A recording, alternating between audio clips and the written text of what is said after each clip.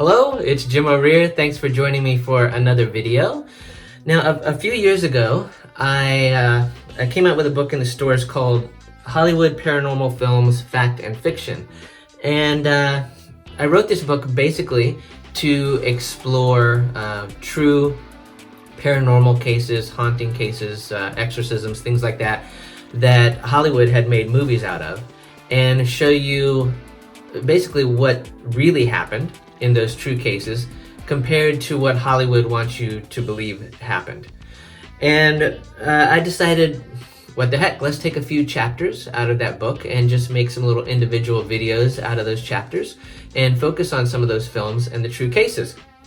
So in today's video, I wanted to talk about The Exorcism of Emily Rose. And this is, it's a fantastic film about exorcism. And it follows the actual case pretty closely. It's an intelligent horror film, and I would risk angering horror fans by saying that it's really better than The Exorcist. Right there, The Exorcist, it's better. The acting is fantastic, it's intense, the editing is great. And the storyline is really compelling and brings up a lot of questions relating to the paranormal and medical science. Although the movie does have some differences to the real case. In reality, the character of Emily Rose is based on Anneliese Michel, a young German woman who, in the early 70s, underwent an ordeal that eventually led to her death. The controversy surrounding her illness, exorcism, and death resulted in a sensational trial that made the world question religion, science, medicine, social structure, and the legal system. But more about Anneliese and the facts in this case later. In The Exorcism of Emily Rose, 19-year-old Emily, played by Jennifer Carpenter, is away from home for the first time, attending college on a full scholarship. Raised by staunch but loving Catholic parents, Emily is a good, God-loving girl, causing her to be all the more mystified when a seemingly demonic force begins to personally attack and invade her body. Emily is forced to endure horrific contortions, exhibit foul behavior, and suffer incredible pain. An exorcism performed by Father Richard Moore, played by Tom Wilkinson, the family priest, ultimately fails, putting him on trial for the negligent death of an emaciated and brutalized Emily Rose. But was Emily really a saint driven to death by the devil, or was she the victim of schizophrenia and psychosis coupled with epilepsy? Jailed and upset by the recent events, Father Moore knows he's innocent, but feels Emily's case is being disrespected by the courts. He knows that Emily's story is more important than his sentence and is willing to sacrifice his freedom so that her religious message can be told. Top-notch lawyer Erin Bruner, played by Laura Linney, is assigned by her hotshot boss to take the defense, but little does she know what she's about to trot upon. Facing the aggressively rude and obnoxious prosecutor, Ethan Thomas, Erin learns about the case and begins to be consumed in the horror itself, questioning her faith and everything she thought was impossible. The Exorcism of Emily Rose is more of a courtroom drama than a straight-out horror film, but when the horror comes, it's subtle, thought-provoking, and terrifying. Especially when we're reminded by Father Moore that demons exist, even if you don't believe in them. For paranormal fans, there's always been a question if demon possession is possible. After all, how do you prove such claims? Evangelists roam the country performing deliverances and profiting from the members of their audience, whom they convince have demons in them. Similar deliverances are conducted in churches and by ministries around the world. Even the Catholic Church, which kept exorcism in the closet for decades, is more than willing to bring it back out into the open.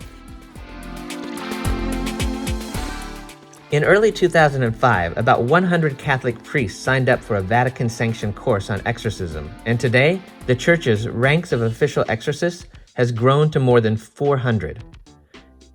The interest in expelling demonic forces is huge.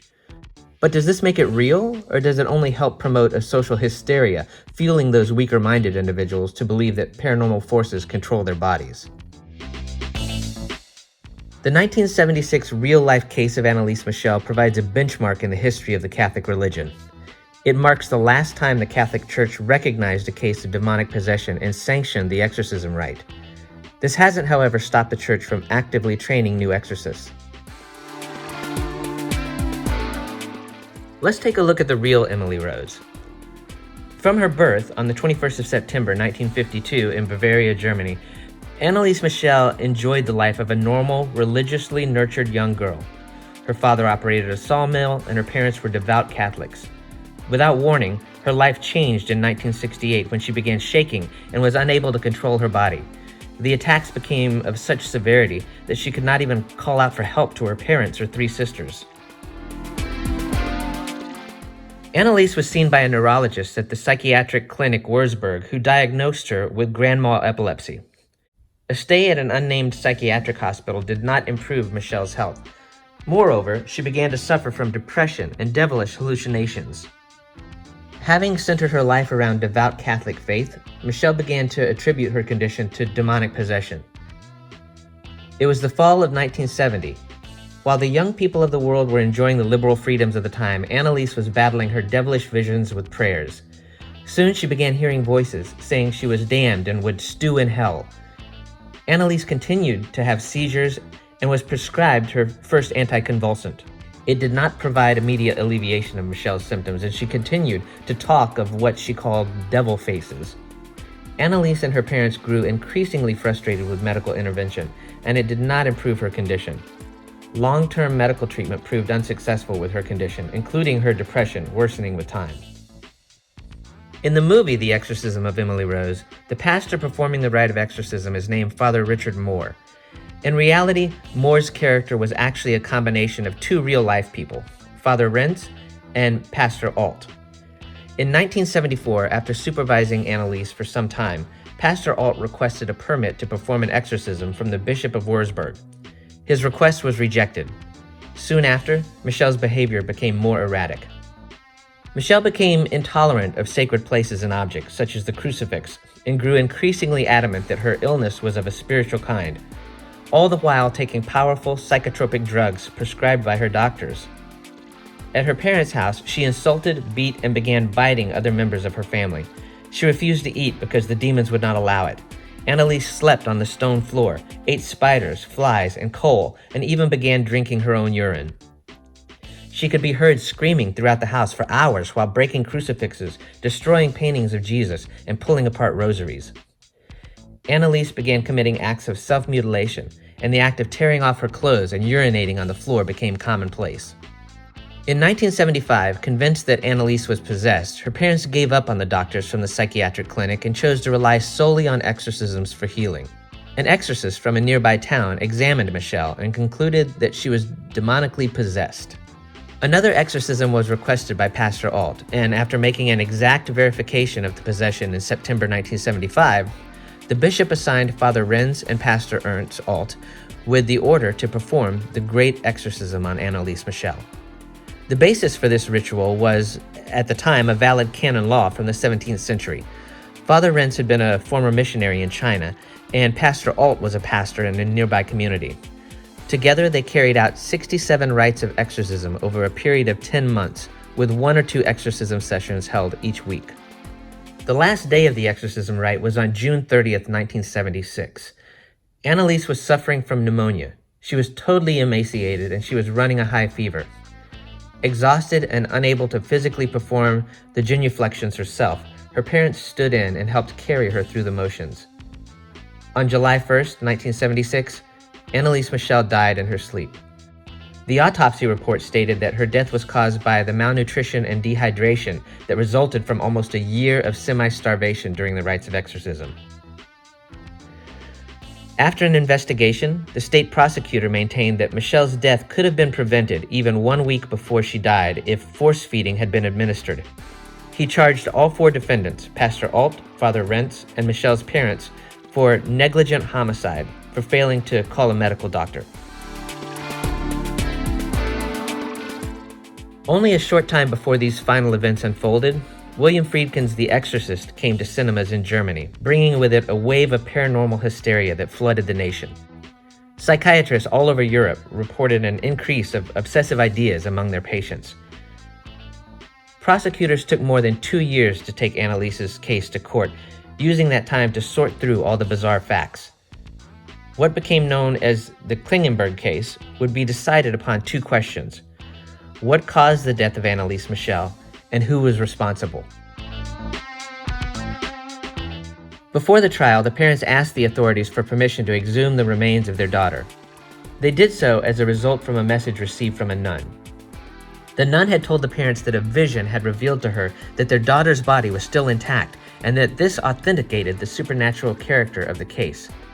However, the official reports state that the body bore signs of consistent deterioration.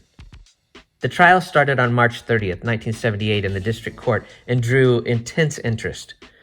Before the court, the doctors claimed the woman was not possessed, but suffered from severe psychiatric disturbances, although Dr. Richard Roth, who was asked for medical help by Father Alt, allegedly said after the exorcism he witnessed on May 30th that there was no injection against the devil. The priests were defended by church-paid lawyers, whereas the parents were defended by one of Germany's most well-known lawyers, a lawyer who had defended numerous persons in the Nazi war crime trials. Their lawyer claimed that the exorcism was legal and that the German Constitution protected citizens in the unrestricted exercise of their religious beliefs. The Roman Catholic Church, which had authorized the exorcism, reversed its position and declared Anneliese Michel a case of mental illness.